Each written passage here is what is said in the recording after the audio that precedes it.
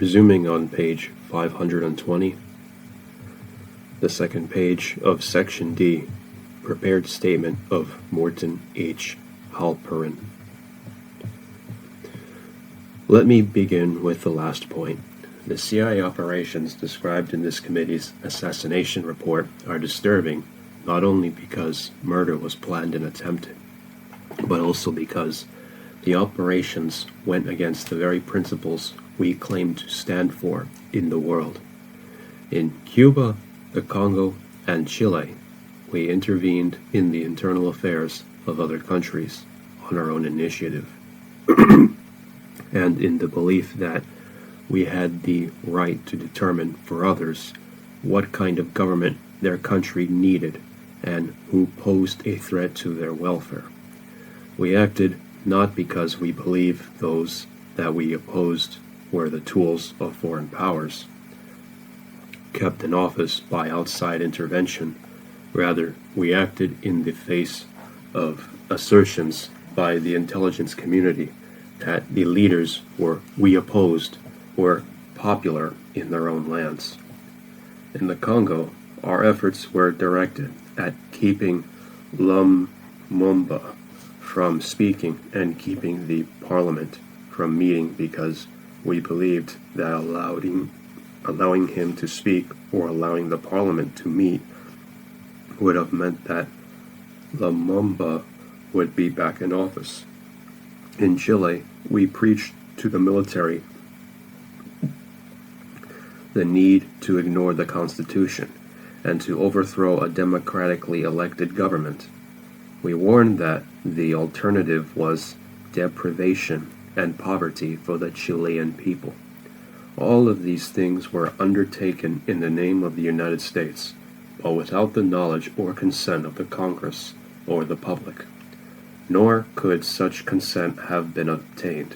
Can you imagine a president asking the Congress to approve a program of seeking to reduce the people of Chile to poverty unless their military, in violation of the Constitution, seized power, or the president seeking funds to be used to keep the Congolese parliament out of session so that it could not vote Lumumba back into office, or the authority to promise leniency to mafia leaders if they would help to assassinate Castro? These programs were kept covert not only because we would be embarrassed abroad, but also because they would not be approved if they were subjected to the same congressional and public scrutiny as other programs. That is one major evil of having a covert capability and allowing our presidents to order such operations. The assassinations themselves may have been an aberration. The means and purposes of our interventions were not. Another inevitable consequence of conducting covert operations is that it distorts our democratic system in ways that we are only beginning to understand. Covert operations, by their nature, cannot be debated openly in ways required by our constitutional system. Moreover, they require efforts to avoid the structures that normally govern the conduct of our officials. One obvious area is lying to the public and the Congress. We should not forget that the erosion of trust between the government and the people in this republic began with the U2 affair and has continued through a series of covert operations, including Chile. Whether or not perjury was committed, and I see little doubt that it was, it is surely the case that the Congress and the public were systematically deceived about the American intervention in Chile. Such deception must stop if we are to regain the trust needed in this nation. It cannot stop as long as we are conducting covert operations. Given the current absence of consensus on foreign policy goals, such operations will not be accorded the deference they were given. In the end of page 520, beginning page 521. Past. Critics will press as they do now on Angola and Portugal, and administrations will feel the need and the right to lie. Surely at this point in time, it is not necessary to remind ourselves of the certainty that the techniques that we apply to others will inevitably be turned on the American people by our own intelligence services. Whether that extends to assassination has sadly become an open question, but little else is. The existence of a capability for covert operations inevitably distorts the decision-making process. Presidents confronted with hard choices in foreign policy have to face a variety of audiences in framing a policy. This is, in my view, all to the good.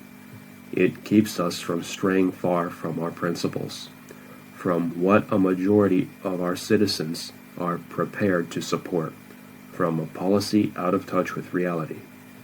The overt policies of the American government ultimately come under public scrutiny and congressional debate long before that they have been subject to bureaucratic struggles in which the opposition of the policy have their day in court. Our intelligence analysts are free to explain why the policy will not work. With covert policies, none of this happens. Intelligence community analysts were not told of the plans to assassinate Castro, and so they did not do the careful analysis necessary to support their view that it would make no difference. The Assistant Secretary of State for Latin America was kept in the dark about Track 2 in Chile, so he was not able to argue against it, and inadvertently deceived the public. In fact, I would argue that the route of covert operations is often chosen precisely to avoid the bureaucratic and public debate which our presidents and their closest advisors come to despise. That is precisely what is wrong with them. Our presidents should not be able to conduct in secret operations which violate our principles, jeopardize our rights, and have not been subject to the checks and balances which normally keep policies in line. You will hear, I am sure, various proposals to cure these evils by better forms of control. Such proposals are important, well-intentioned, and certainly far better than the status quo. But I have come to believe that they cannot succeed in curing the evils inherent in having a covert capability. The only weapon that opponents of a presidential policy, inside or outside the executive branch, have is public debate. If a policy can be debated openly, then Congress may be persuaded to constrain the president, and public pressure may be a force to change in policy. But if secrecy is accepted as the norm and as legitimate, then the checks put on covert operations can easily be ignored. Let me conclude by violating my self-imposed rule to draw only on cases in the assassination report and discuss some rumored current covert operations. I ask you to assume, since I assume that the committee is not prepared to confirm, that the United States now has underway a major program of intervention in Angola and a plan to create an independent Azores Republic, should that prove, quote, necessary, end quote. I ask you to consider how the Congress and the public would treat these proposals if they were presented openly for public debate. Congress could, in principle, vote publicly to send aid to one side in the Angolan Civil War, as other nations are doing, and we could publicly invite the people of the Azores to choose independence and gain our support. End of page 521, beginning page 522. But because we maintain a covert operations capability, and because such operations are permitted, the President can avoid debate in the bureaucracy and with the Congress and the public. We can be drawn deeply into commitments without our consent, and have actions taken on our behalf that we have no opportunity to stop by public pressure or to punish at the polls. Mr. Chairman, in response to the position I have outlined briefly this morning, one is confronted with a parade of hypothetical horribles: the terrorists with the nuclear weapons, a permanent oil embargo, and the like. To these, I would reply in part that such scenarios seem implausible, and should they occur, the likelihood that covert capabilities could make an important difference also seems remote. As to the consequences of legislating a total prohibition in light of the possible unexpected catastrophe, I am content to call your attention back to the committee's excellent treatment of this issue in your assassination report. This country is not, in my view, in such dangerous peril that it need continue to violate its own principles and ignore its own constitutional system to perpetuate a capability which has led to assassination attempts, to perjury, and to the subversion of all that we stand for at home and abroad. We are secure and we are free. Covert operations have no place in that world. End of page 522, beginning page 523. Section E, Recommendations of the Harvard University Institute of Politics, Study Group on Intelligence Activities for Reform in the Conduct of Covert Operations and Secret Intelligence to Protect the Basic Interest and International Standing of the United States.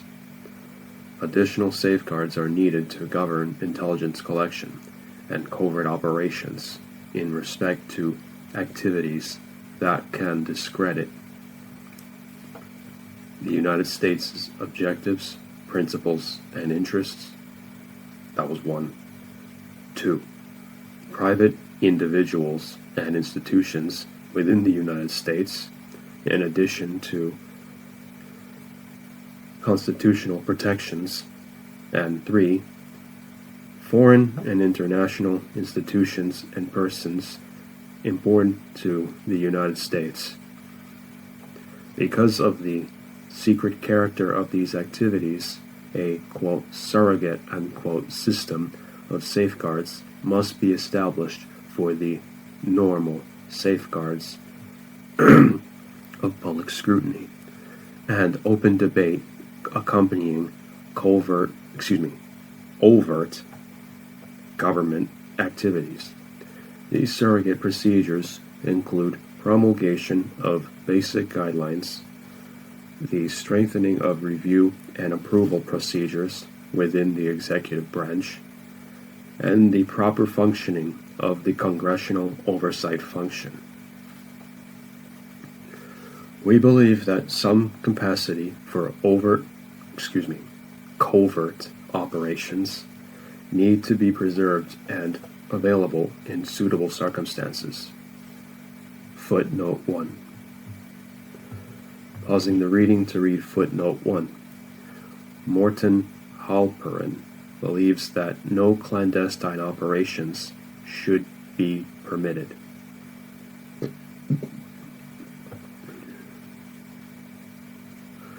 Resuming the reading. Thus, such operations should not be abolished or prohibited completely. but should be better regulated and supervised. It is not easy to prescribe rigid rules regarding covert operations. Within limits, what is suitable or even permissible will vary with circumstances. Measures which should not be undertaken in peacetime or against a democratic state might be permissible during actual or threatened hostilities, or against totalitarian regime. Thus, it would be unwise to freeze the safeguards by the rigidity of legislative prohibitions. There is need for some flexibility to adjust to circumstances and to modify rules and procedures according to changes in conditions and experience. Guidelines to govern covert operations should thus be incorporated into executive orders in preference to legislation. The Congress should direct the executive branch to promulgate such orders and might propose the areas they should cover. Subsection 1. Principles to govern covert operations and to govern secret intelligence and counterintelligence to the extent that the principles are applicable. A. Covert operations must be consistent with and in support of openly announced policies and objectives which have been established by the normal processes of government. B. At best, covert operations can provide tactical support for long-term national policies, openly arrived at and openly executed. End of page 523. Beginning page 524. C.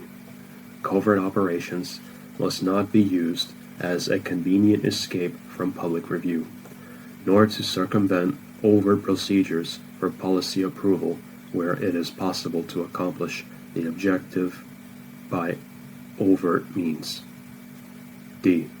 Covert operations in peacetime should ordinarily be directed to actions which will basically contribute to the strengthening of open societies and to the resolution of international conflicts. D. Some covert operations can only be justified in war or near war situations where the security of the United States is directly involved, and where both the probability of exposure and the price of exposure are much less than in peacetime.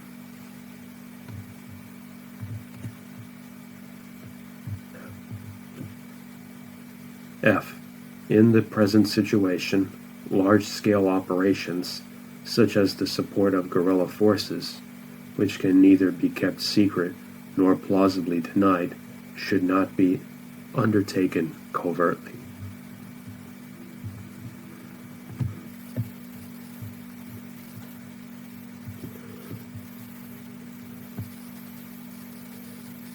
G. No covert operations shall be undertaken with the objective of assassination, murder, terrorism, or mass destruction, such as creating epidemics or causing food shortages. No clandestine support shall be given knowingly to political or other groups for such purposes, and positive efforts shall be made to prevent any such support provided by the United States from being used by others for such purposes.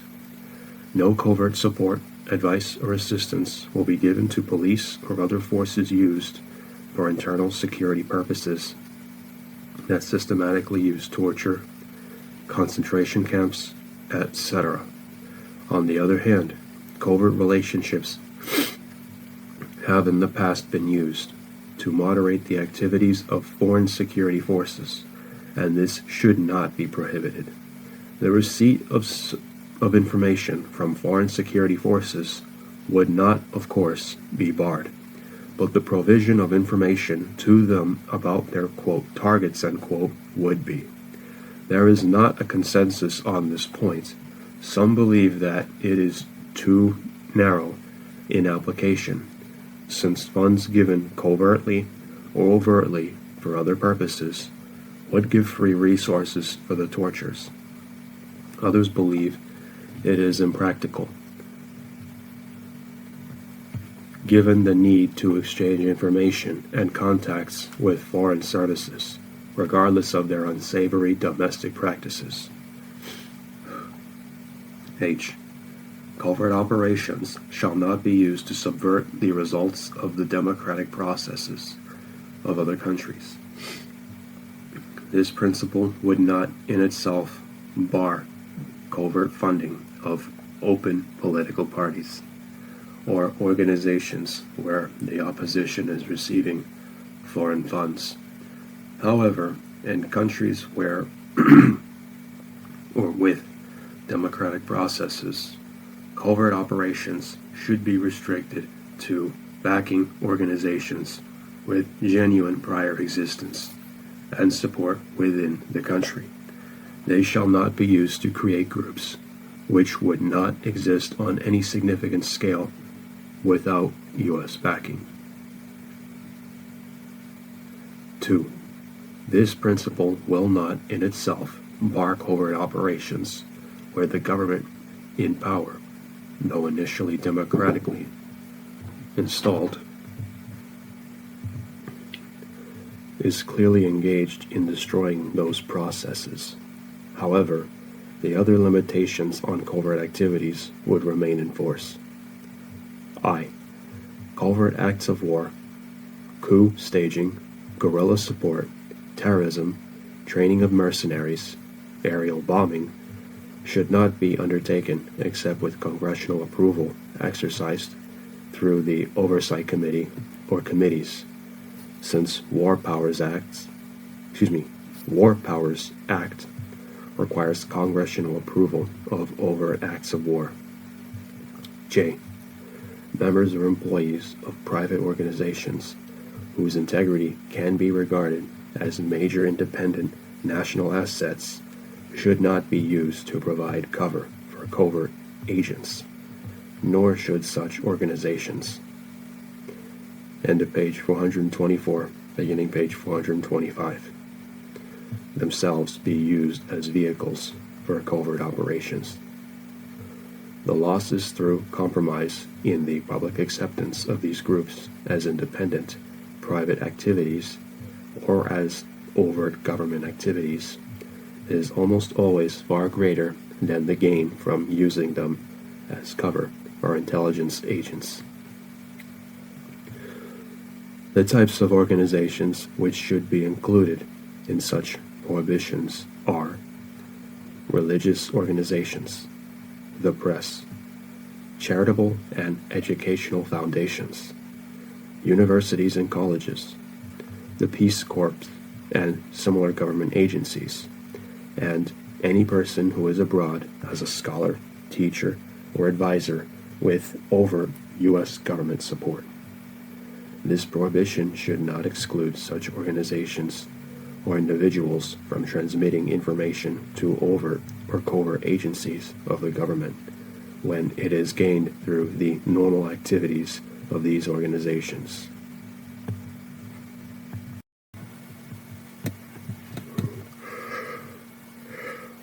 Subsection 2. Procedures for approval of covert operations by the executive branch. The procedures of the executive branch for review and approval of covert activities must be strengthened, since it is recognized that in the world in which we live, not all activities of the government can or should be conducted in the full light of public disclosure.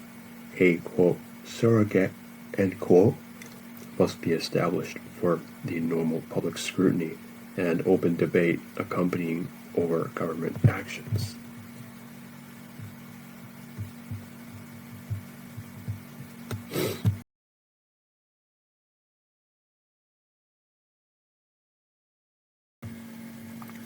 The surrogate procedures must be rigorously defined and followed, and must be equivalent to the impartial scrutiny and judgment that is applied to overt policies through executive branch review and public consideration, congressional debate, and legislative action. We recommend that no clandestine action, including not only covert operations, but also major secret intelligence projects, should be undertaken except pursuant to the following. A. The President should appoint a permanent special committee to examine and advise on all clandestine activities. The members of the committee should be publicly identified, and the chairman should be appointed by the President and confirmed by the Senate. It should have a small, independent staff. B. The special committee should be composed of persons of broad international or public policy judgment and experience, or both. They should have the freedom from personal political commitments and ambitions, and should have sufficient time available to examine any proposed action with whatever degree of time and attention is required to evaluate both the likelihood and the long-term and short-term implications of either success or failure. Further, they should be able to review in whatever depth necessary the intelligence estimates underlying the proposed action and independently assess the likelihood of success and the likelihood of exposure. They need not be full-time, but they should not have other government responsibilities. End of page 525, beginning page 526. C. All proposals for covert operations should be submitted to the special committee in writing and should 1. State the objectives and the specific actions planned. 2. Show the conformity to the executive order guidelines and overt U.S. policies. 3. Assess alternative overt means available. 4. Appraise the prospects for success and the consequences of either success or failure. D. Any such proposal should be submitted to the special committee for appraisal before submission to the President. He should not authorize any such action before he receives the report from the special committee showing those approving, those dissenting, and those absent. The report should make specific findings as to compliance with the guidelines. No proposed action should be undertaken until specifically approved by the President in writing. If he decides to approve the proposal despite the objection of the majority of a special committee, he should set forth his reasons for acting contrary to their advice. E. The special committee shall periodically review all ongoing covert operations and major secret intelligence activities to ensure that the original justifications remain valid and that the activities shall conform to the executive order guidelines, and should report their findings to the President. The committee should be returned to approve continuation at each review, failing which approval, the President would be required to reauthorize the operation and should advise the special committee of his reasons. F. Exceptions.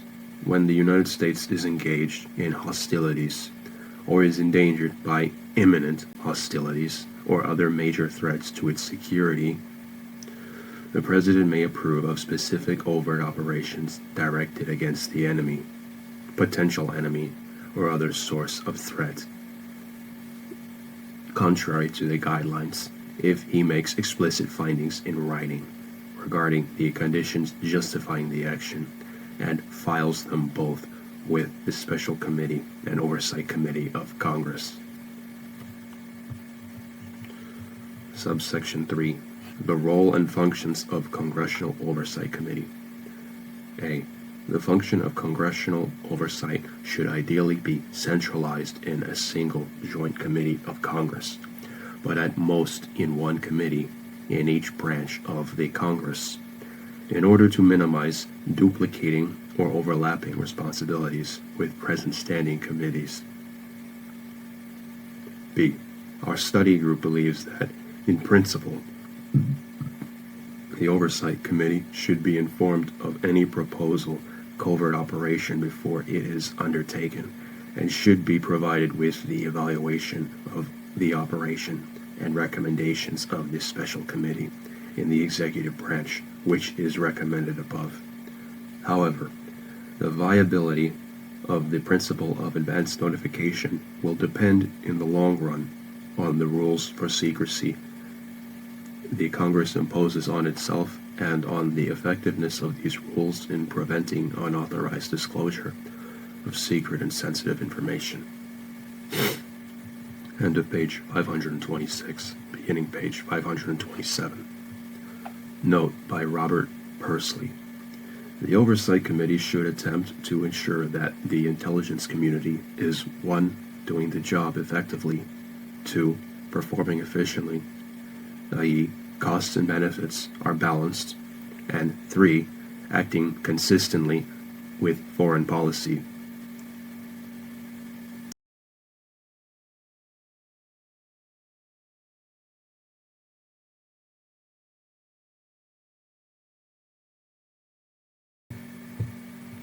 Comment by the chairman.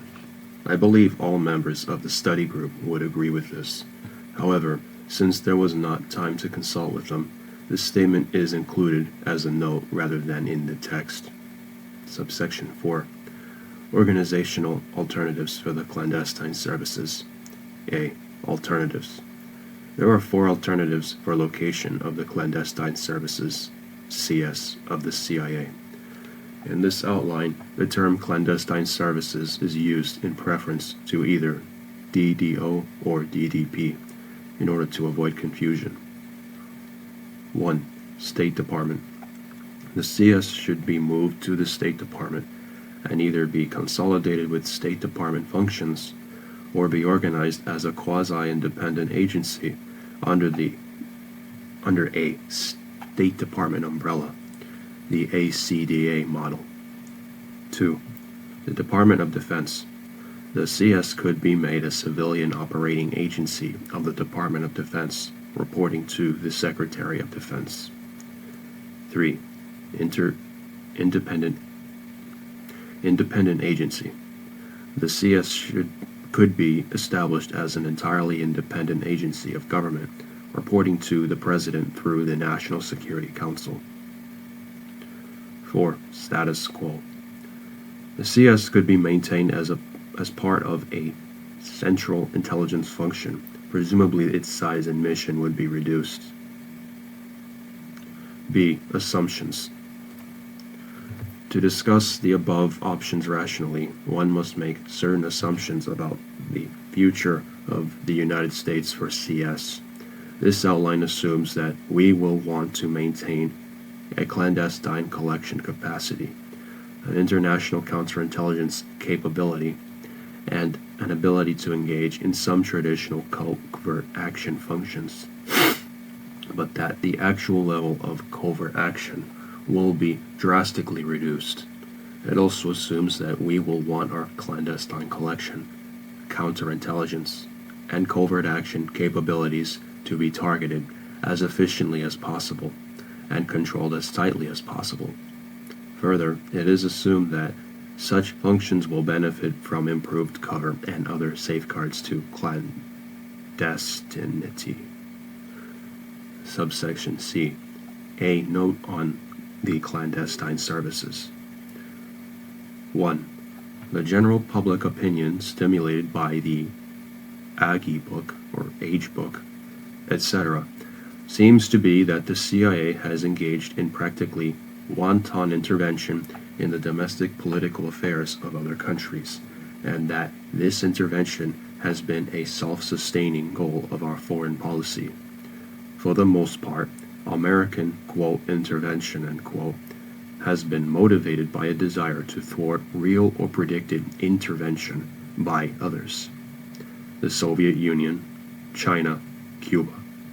Arguably, our policy has been as much or more, quote, counter-interventionist, end quote, as, quote, interventionist, end quote. 2. It is often forgotten that the CS is not organized solely on geographic lines. The Soviet bloc division has traditionally stationed case officers in any country there is a Soviet.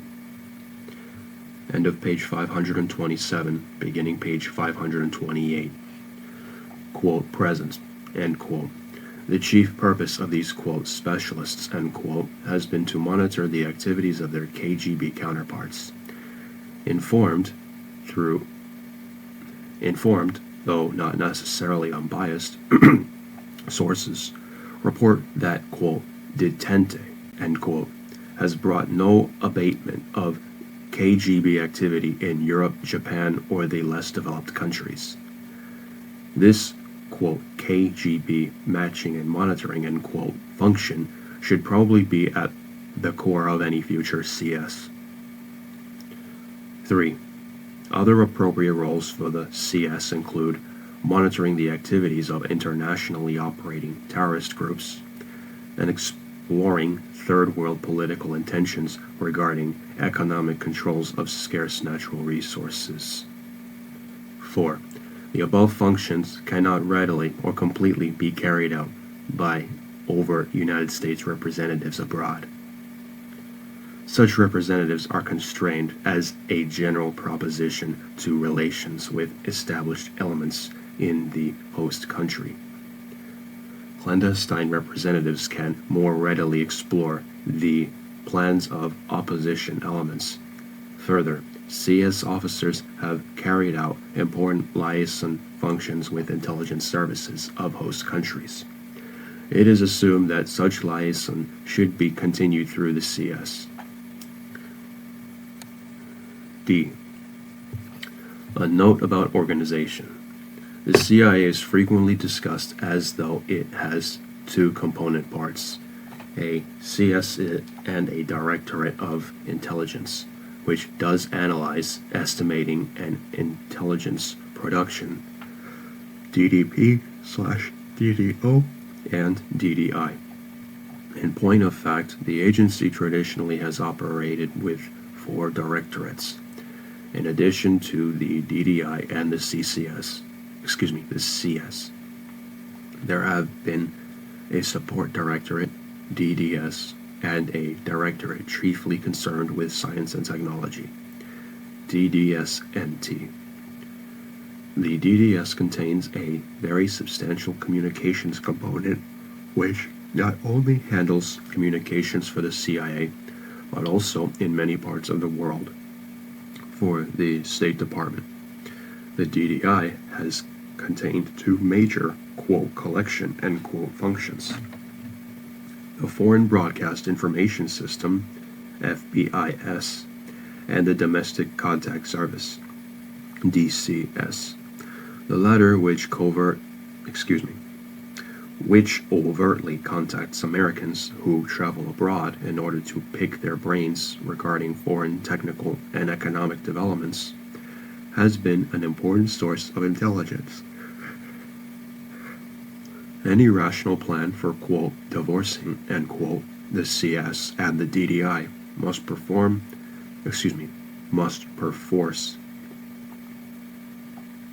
include consideration of disposition or recreation of the functions and capabilities which reside in the other 2 directorates, the DDS and the DDS-NT, as well as the DDI collection functions, FBIS and DCS.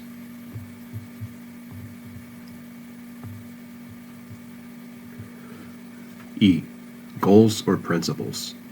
Any scheme of the organization for the CS should be based upon certain rational goals or principles, though it is impossible to define principles that are entirely consistent with one another. Some suggested principles are set forth below. 1. A responsive and effective intelligence analytic function is vital to the United States.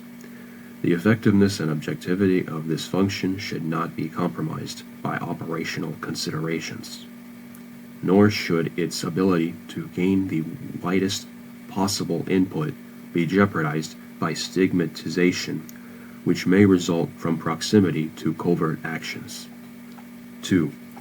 The requirements of the analytic function should be readily communicated to the clandestine collector. Likewise, the end of page 528, beginning page 529. Product of the clandestine collection system should be readily communicated to the intelligence analyst. 3. When appropriate, the President and other policymakers should receive raw clandestine intelligence from an agency that is as disinterested a conduit as possible. 4. The CS should be insulated from political misuse or from presidential zeal, real or apparent. 5. Clandestine functions should be made as accountable as possible to public representatives, recognizing that secrecy can be a legitimate operational imperative. 6. The quote cover end quote under which clandestine collectors operate should be preserved or improved. 7. The location of the CS should enable continuing evaluation of the relative merit of human intelligence as opposed to technical intelligence. F. The following is an evaluation of the pros and cons of various alternative locations for the CS in light of assumptions, organizational considerations, and goals discussed above. 1. The State Department option. A. Pros. 1. Might create better unity of foreign service and clandestine reporting, reducing redundancy of efforts. 2. Might enable better integration of intelligence and foreign policy requirements in general. 3. Would enable establishment of independent intelligence analytic function without overlay of operational concerns. 4.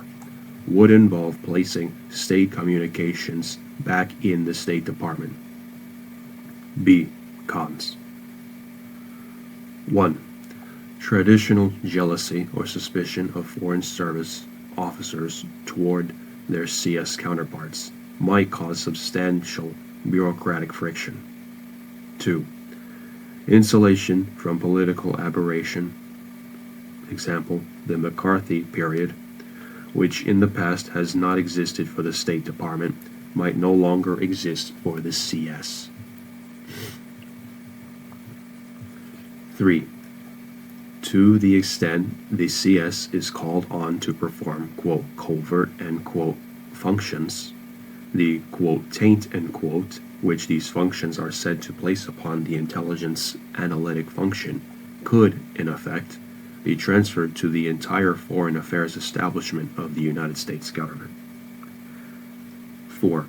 There may be a penalty in terms of responsiveness of collection to intelligence requirements if clandestine collectors and intelligence analysts are, quote, divorced, end quote. 5. To the extent the CS collects important intelligence information which contradicts DoD perceptions, DoD might claim CS is infected with a, quote, State Department, end quote, bias. 2. The Defense, or subsection 2, the Defense Department option. A. Pros. 1. In terms of size, the DoD could easily envelop the CS. 2. A considerable portion of CS cover is already military in nature. Thus, there might be some marginal improvement in cover. 3. Location in the DoD would not result in a, quote, tainting, end quote, of the intelligence, of the DoD, since it already engages in intelligence and counterintelligence functions. End of page 529. beginning page 530. 4. Support and R&D functions for CS could readily be merged with DoD components. B. Cons. 1. Secretary of Defense's span of control is already very wide. Query whether he would have the capacity to give adequate direction to the CS. 2. Might result in an increasing focus on military-to-military intelligence liaison, as opposed to civilian lines of liaison. Such a change in focus may cause problems for command and control, and potentially can affect intelligence production. 3.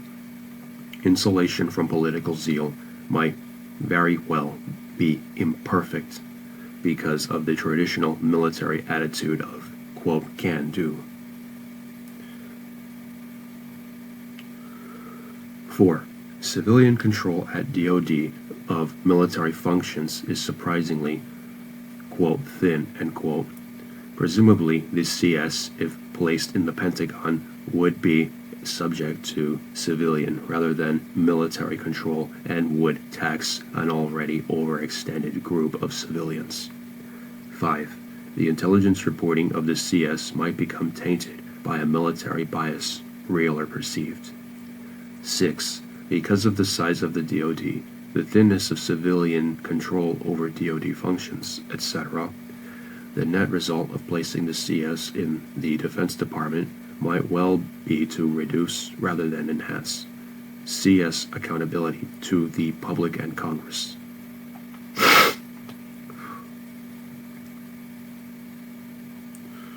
Subsection 3. The independent agency option.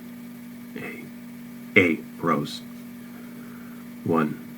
If it is deemed imperative to split the CS from the intelligence analytic functions of government, the independent agency model would seem preferable to the State Department or Defense Department models in light of the, quote, cons, end quote, outlined above.